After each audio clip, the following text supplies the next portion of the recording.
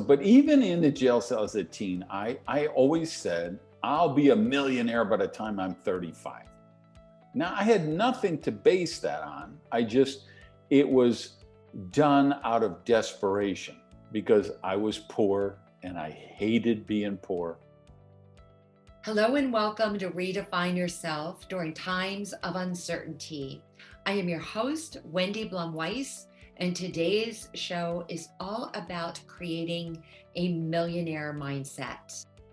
We have a fantastic guest with us today whose work I came across over 10 years ago, Randy Gage. So Randy Gage is in the house. Welcome, Randy. Hey, great to be on the show.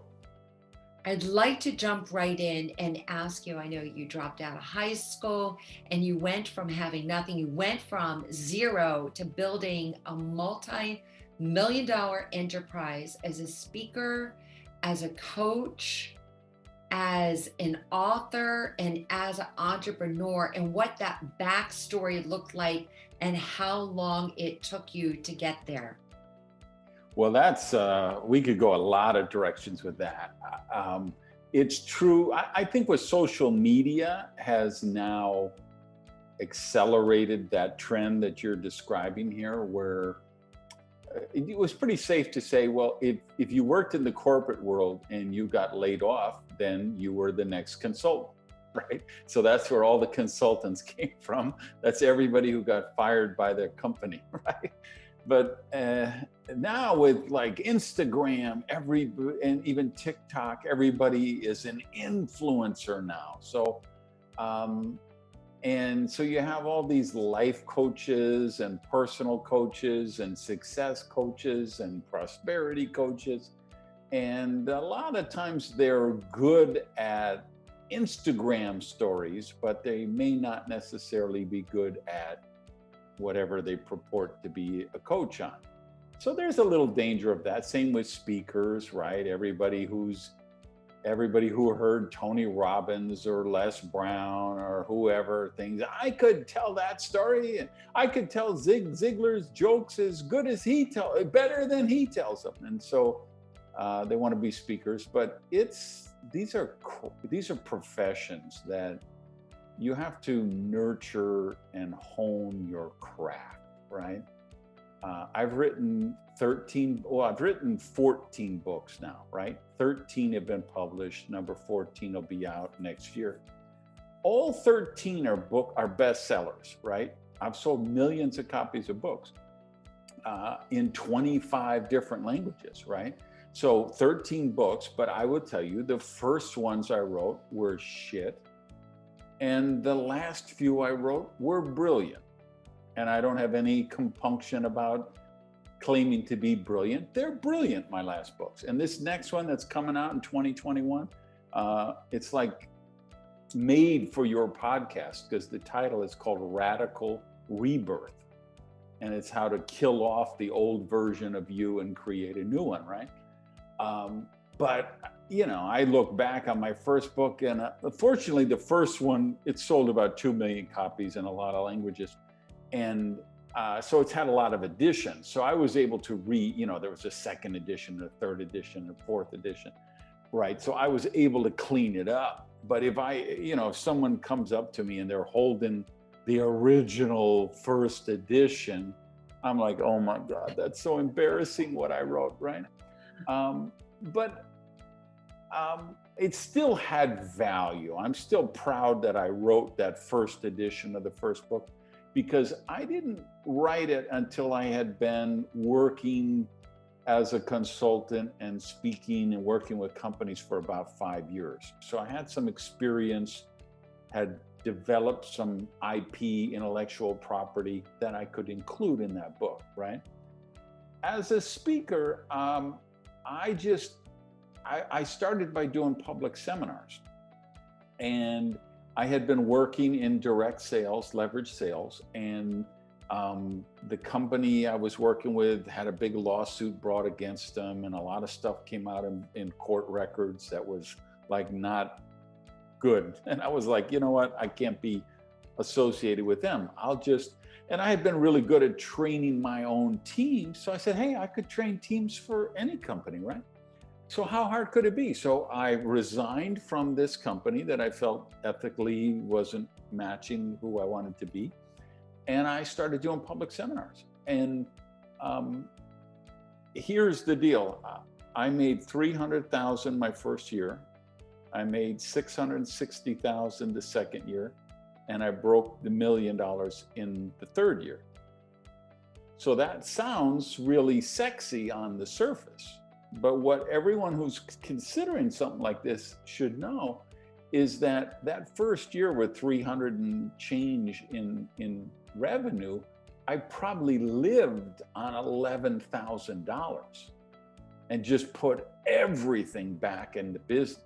This was pre-internet, so it was direct mail was how you promoted seminars. So I was renting mail lists, printing brochures, and paying postage in mail houses.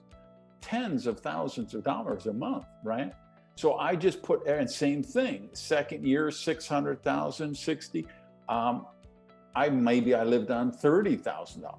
And then by the third year, I was able to live, at a pretty nice lifestyle because I had built enough income. But if you're looking at that, you got to be willing to invest. That's what I would say, based on your original question, what is the thing people should really know? Yes, it's really easy to get 5,000 likes on an Instagram post. It's not so easy to get 5,000 people to reach over, pick up a credit card and put it in the site and send you money, right? Yeah. If you don't want to, raise skinny children, you better have a way to transform your expertise and your knowledge into income that allows you to feed your cat and feed your children. Well, so I love that you gave us a timeline. And so let's talk about mindset. So what was your upbringing like? Was it positive mindset? Was it no way, Jose? Like the opposite of that, negative mindset? Horrific in terms of mindset. My family, our official family motto is we put the fun back in dysfunctional. Okay. I mean, just craziness I come from in my family, and very lax-centered and beautiful people. I love my family and I love how they have evolved, right? My mother was a single mother who raised 3 kids, knocking on doors, selling Avon, not like today on Facebook. I mean, she literally was knocking on doors. And she did an amazing job to raise us in very difficult circumstances, right? But my family overall, I mean, we were just, and I was the same way, just programmed. We always expected the worst thing to happen. We always thought good things were for other people. I mean, I spent the first 30 years of my life self-sabotaging everything I did because I had worthiness issues that I didn't know were there. So how did you change that around? Like, how did you then figure out that you were self-sabotaging? Well, I had opened a business. It failed. I did a second business around when I was 30 that was seized by the IRS, and they auctioned it off to pay the overdue taxes. I had 11 negative dysfunctional relationships in a row. I was having a lot of health challenges. And at some point when you keep, bad things happen to everybody, right? It really is. A random meteorite could land on your garage and smash your Bentley, okay?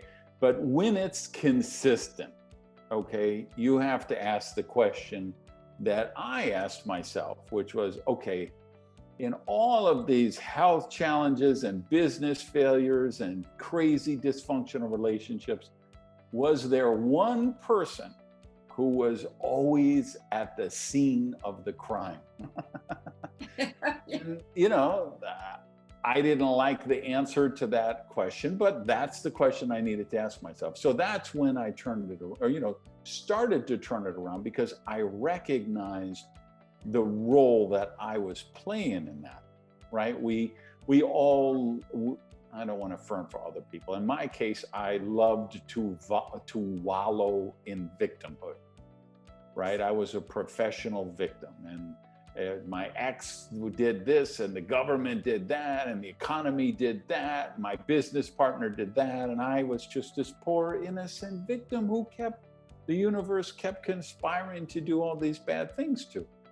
And when I asked that question, that's when really was the wake up breakthrough for me to say, I have a lot more influence and input and responsibility in what's happening with me than I like to admit. Well, so awareness, so you had that awareness was key. And to talk about mindset. So first, did you ever set a goal from 30 and below? Because it sounds like, that's about when you started to make that transition where you said, I want to be a millionaire. Like, I'm going to set a goal to be a millionaire. Yes, it's a fascinating story because I set that goal when I was 15 years old in a jail cell for armed robbery. So to give that's where that idea came. Yes, at that age, at 15 years old, because even before I went to jail, but I was affirming that in jail. So it was interesting when you introduced me, you said he went from zero to multimillionaire, but that's not true. Because I needed to, like when they took my restaurant and auctioned it off, I was $55,000 in debt, which at that point in my life would be like $100 million in debt right now, right? So I needed to make $55,000 to get to zero. Zero. Okay. Yeah. Forget going from zero. I would have been, if I could have just been at zero where I was broke and didn't owe any money, that would have been transformational for me, right? But that's a really good point, because so many people do have debt and they're thinking about that right now. Right. Like, how am I going to get a leg up, and how can I actually really how am I going to apply these ideas in my life? And so, yeah, count your debt, count that in, you can get to baseline, get to zero. Yeah. So, but even in the jail cell as a teen, I always said, I'll be a millionaire by the time I'm 35. Now, I had nothing to base that on. It was done out of desperation because I was poor and I hated being poor, right? You see people on TV and they're talking with Oprah or Ellen and they say, well, we were poor, but we didn't know it. I'm like, you're so full of shit. Because I was poor and I knew it, okay? And I hated it, right? So I always said, I will be, by the time I'm 35, I'll be a multimillionaire. And, or maybe I said millionaire, probably said millionaire. And when did I become a millionaire? When I was 35. And that's amazing. That's amazing. Yeah, because I had programmed that into my mind, right? And so that's how I feel like the restaurant got seized and the failures I had was because I had this subconscious programming that, hey, you're going to be a millionaire by the time you're 35. And then on the conscious level, I was taking actions every day that were against making a millionaire, right? I was just doing a lot of negative, self-destructive things. So these two, conscious mind, subconscious mind, they kept colliding together. And as you know, Wendi, the subconscious mind always wins. And because I had programmed that, it caused me to blow up my life, make mistakes, and recognize, okay, hey, I say I want to be a millionaire, but the actions that I'm taking every day are not bringing me closer to that goal. They're taking me further away from that goal. And that's the breakthrough everyone needs to have. Yeah, I love that you mentioned that. Now, in regard of using affirmations, on your website, you have 50 prosperity affirmations or declarations. So why is it that many, many times they do not work? I would challenge the premise of that question. I would say the better question would be, why do they take so long to work for some people? Because I believe they do work. And for anyone who's listening, or if you're watching this on YouTube, what Wendy's referring to, I have a free ebook. I think it's called The 50 Secrets of Prosperity, where you just go to my website, randygage.com, and then with my newsletter, when you sign up for a newsletter, you get that ebook for free. And the newsletter's free, so it doesn't cost anything. So these are just like 50 prosperity affirmations that worked for me. So I put them together in a book to share. But I believe they do work, but they only work when you get them ingrained, impressed in your subconscious mind. Like when you say, I'm going to be rich someday, that's not an affirmation that's going to work for you, because it's always in the future of someday.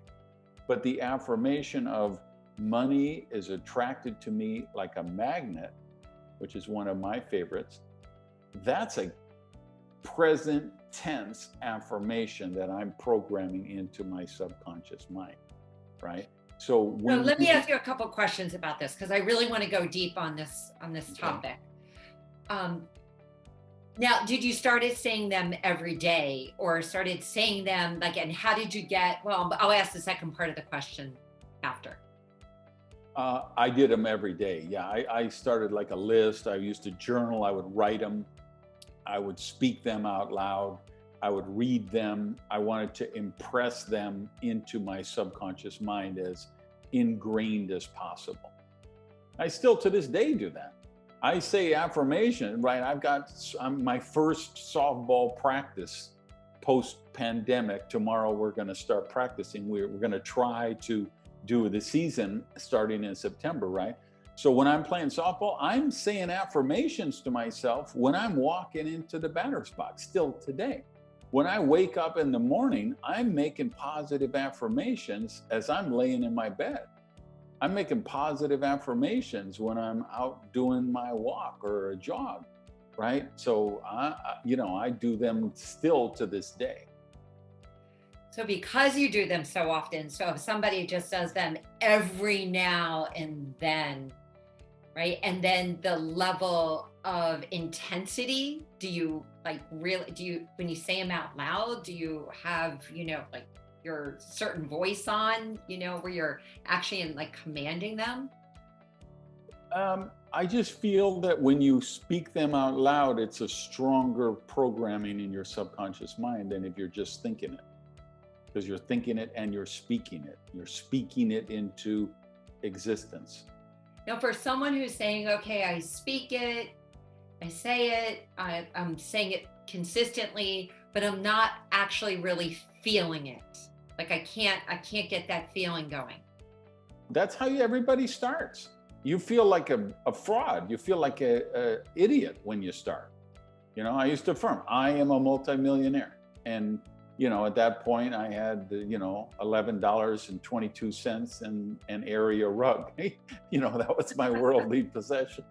So, of course, I didn't have that emotion, but I still said it anyway. And I got to the point where that emotion got there.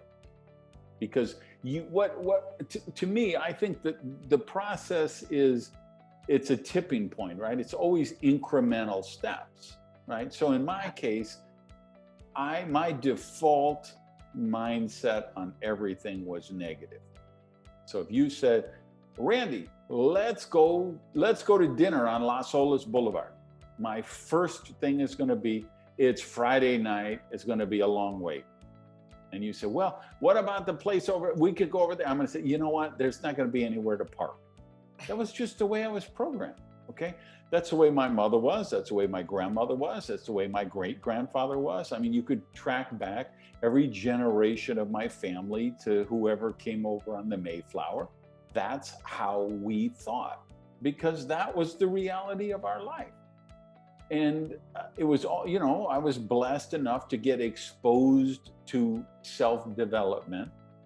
People like Reverend Robert Schuller and Napoleon Hill and Reverend Charles Fillmore and Catherine Ponder, people like that, the Unity Church, the Science of Mind Church. So I got exposed to that stuff and I bought into it. I totally went all in because I didn't like the way my life was working.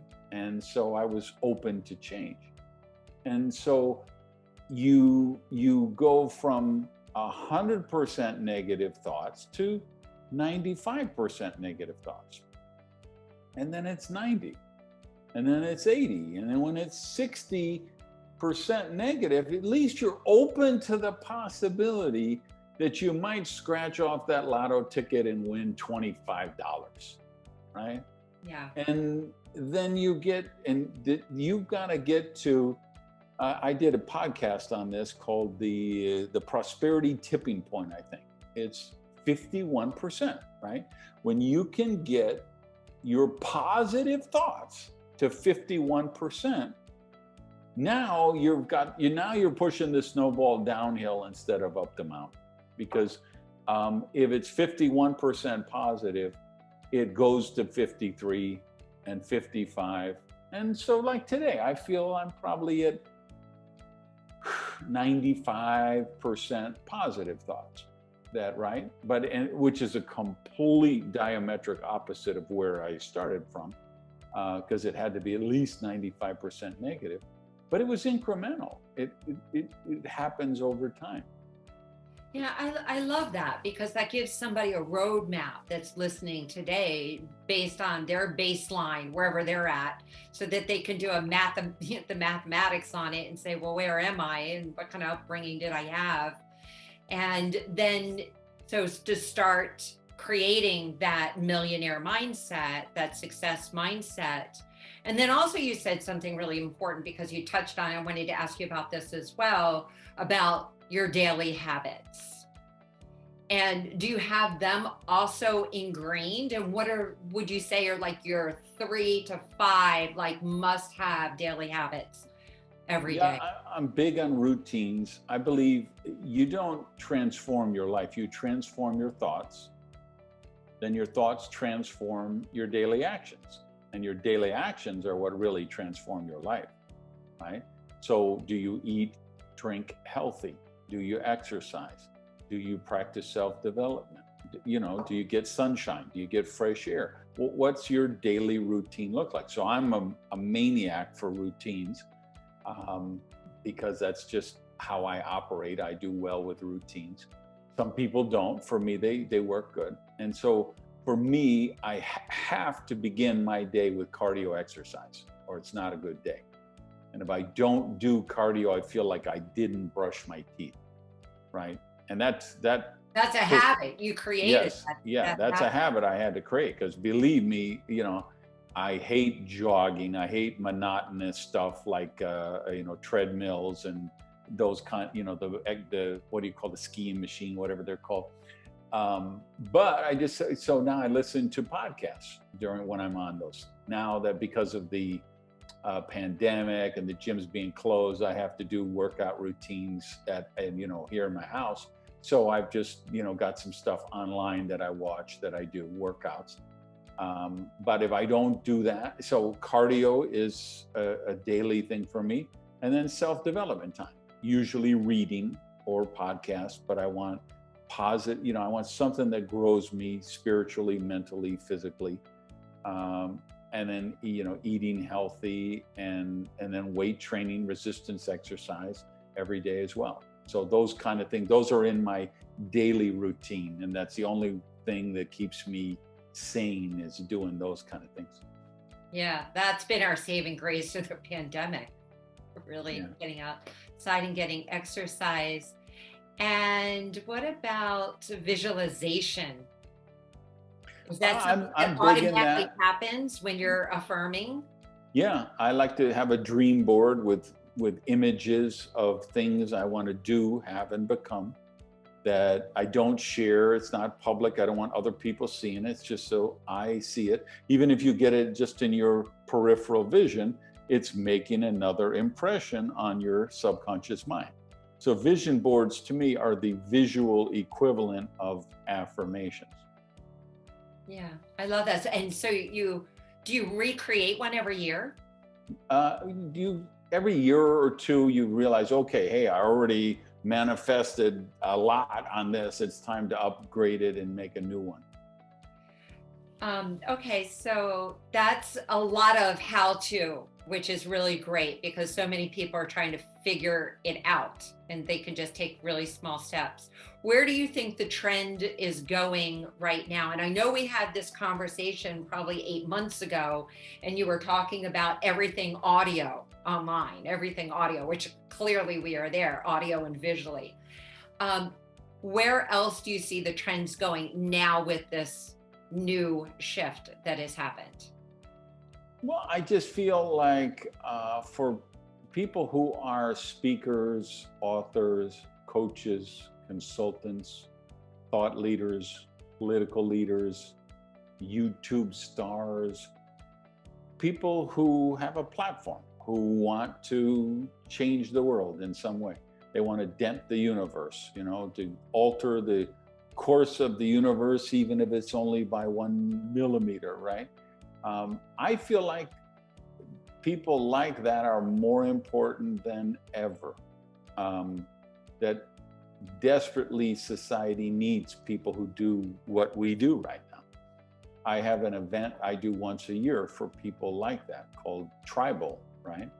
So I'm starting that on Monday for 2020. It was originally going to be in I think it was March, live event in San Diego, and we postponed it. And now I've created a new version of it that we're doing a lot of virtual stuff in Zoom, and then one-on-one coaching and what I call in doctor's visits, where it's just me and the person working on their thing, or hot seats where they've got an extended to brainstorm a book they want to write or a new seminar they want to develop, something like that.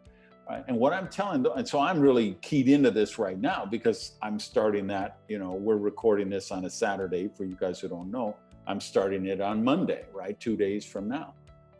And it's like the coolest event I do every year, all year. I look forward to it every year because it's a creative high for me.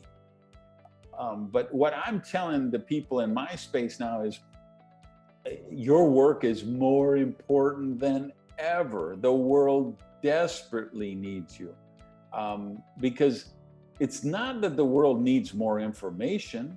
We got information overload, right? Everybody's subscribed to 217 e-zines, 15 podcasts, 5 newsletters, 10 magazines. They've got subscriptions with Hulu and Netflix and Disney Plus and HBO, and they're on Twitter, Facebook, YouTube, Instagram, TikTok, LinkedIn.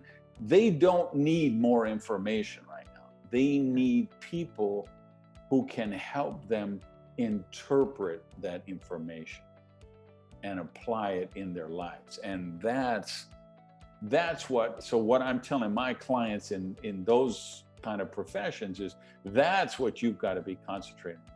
Like, I've got I did a speech last Saturday. It was going to be for 7,000 people in Oslo.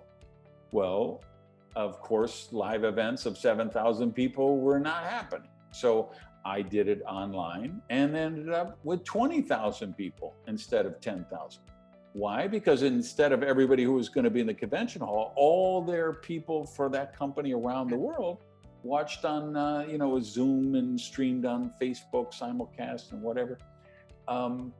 So I had to change some of the delivery mechanisms, right? We're doing things in different ways. So I'm doing events like that. But like a big part of my work right now is I'm doing a presentation for 5 people in a Zoom room.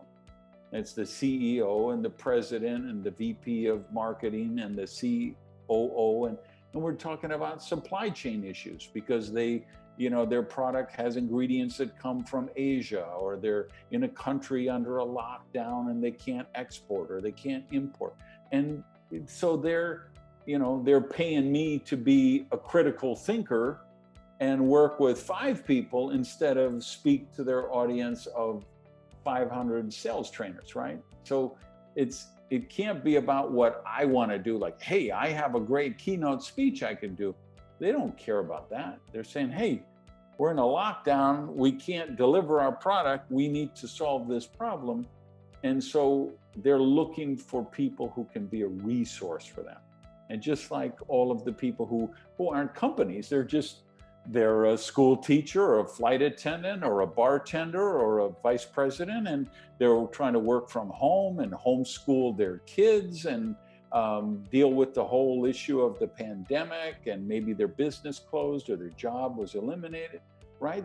They're looking for help on how to interpret all of that stuff.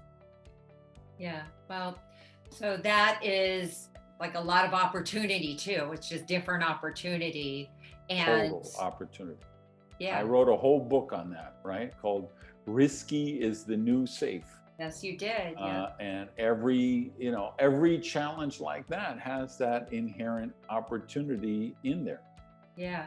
So the 2 million people that you've spoke to, over the years is probably going to double during this timeline. So it's really a great time to. I had another one 2 weeks ago, a company from Mexico, and again, it would have originally been something in Mexico City for 2,000 people, and it was about 20,000 people in like 12 different countries. So the delivery mechanism might change, but that's not the important thing. The important thing is the deliverable, how we can help people. Yeah. And there's so many different ways that we can do that right now. Well, thank you so much for sharing all of that wisdom with us today, that you can go from zero, not zero, negative, however low, underneath the zero, and to get to zero, right, to get to the million, to get to the multi-million. And so you're always so filled with a lot of great insight. So thank you, Randy, so much for being here. All of Randy's information is in the description center below. And thank you, everyone, for being here. All right. Thanks for having me on, Wendi. Peace, everybody.